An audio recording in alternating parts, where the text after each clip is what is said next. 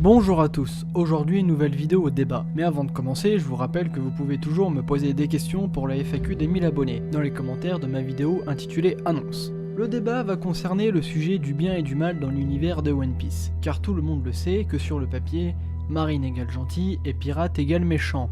Mais que dans le concret, eh bien cela n'est pas toujours tout à fait véridique. Je vais donc vous apporter mon point de vue sur la question, et soyez prêts à ce que je remette en cause le statut de gentil qui se colle sur le visage de Luffy. Tout d'abord, le contexte.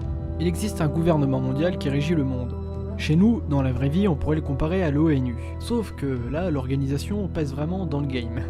Sous le gouvernement mondial, il existe de différents pays qui sont affiliés et qui jouissent du statut de pays alliés en échange d'impôts. A contrario, les pays non affiliés sont considérés comme possiblement hostiles au pouvoir en place. Ici, nous avons donc le système de société régi par le gouvernement mondial. À première vue, la société sont les gentils.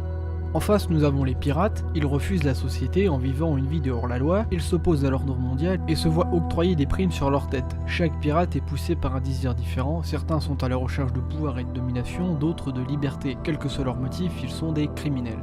Avec le schéma là, nous avons une réponse de qui sont les gentils et qui sont les méchants. D'autant plus que le gouvernement mondial dispose de la marine, la police en gros. Il s'occupe de protéger la population et la capture des pirates. Évidemment, quand on connaît le manga, ceci est bien différent. Effectivement, le gouvernement mondial est épouré jusqu'à l'os, car le système des Tenryubito est dictatorial, les secrets du monde, ainsi de suite, etc.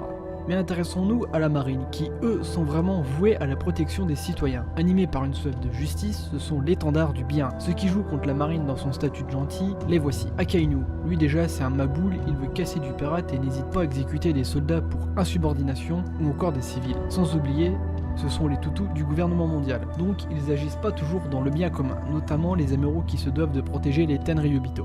Pour ce qui est des pirates, Luffy est un bon exemple en théorie. Il sauve des pays, Shanks sauveur de la paix, enfin du moins il maintient la paix entre les différentes puissances, c'est ce qu'il essaye de faire, sauf que en fait non, pas vraiment. Luffy c'est un capricieux qui agit uniquement sur ses émotions, il tape le méchant et libère le pays car les habitants lui font pitié et qu'il se lie d'amitié avec eux, sinon il libère des prisonniers dangereux pour s'évader de Impel Down. Il se tape en centre-ville et n'essaye pas de limiter les dégâts tels que Son Goku essaie de le faire à chaque fois, ça c'est un vrai héros. Côté Mugiwara, comme le dit Zoro, nous sommes des pirates pas des enfants de cœur, ce qui signifie bien que dans One Piece, les pirates sont de base des méchants. Du côté de Shanks, son membre d'équipage, le Kiru, exécute un bandit qui menaçait son capitaine. Dans les marines, je suppose que la première intention était de le dissuader ou de le désarmer. Même les avis de recherche laissent place à un mort ou vif.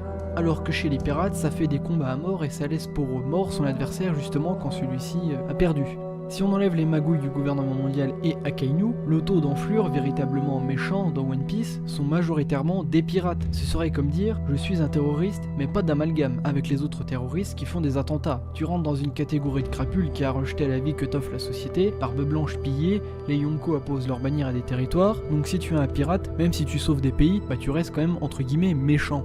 Conclusion de la première partie. Même s'il y a des cas à part dans les deux camps, je pense qu'on peut quand même affirmer que la balance penche vers la marine. Malgré la quête de liberté de Luffy, celui-ci emprunte un chemin facile pour y accéder. S'échapper de la vie régie par les codes et des lois, certes parfois infâmes, tout ça pour n'avoir personne sur le dos et vivre comme bon lui semble, ceci me paraît quand même assez lâche. Par exemple, les révolutionnaires, ils souhaitent faire tomber les Tenryubito pour avoir un monde équitable de paix. Et logiquement, si ils y arrivent, leurs prochaines cibles devront être des pirates, qui vont nuire au nouvel ordre établi. Ou alors peut-être que c'est l'ordre actuel qui pousse certains hommes à devenir des pirates. Dans ce cas, ce sont bien le gouvernement mondial et la marine qui protègent le système là, les méchants. Si on considère les pirates comme des personnes ne voulant pas vivre oppressées, ce sont bien eux les gentils.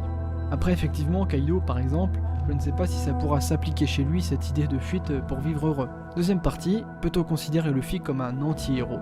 Définition d'un anti-héros. L'anti-héros est le personnage central d'une œuvre de fiction qui ne présente pas certaines des caractéristiques du héros conventionnel, voire dans certains cas aucune.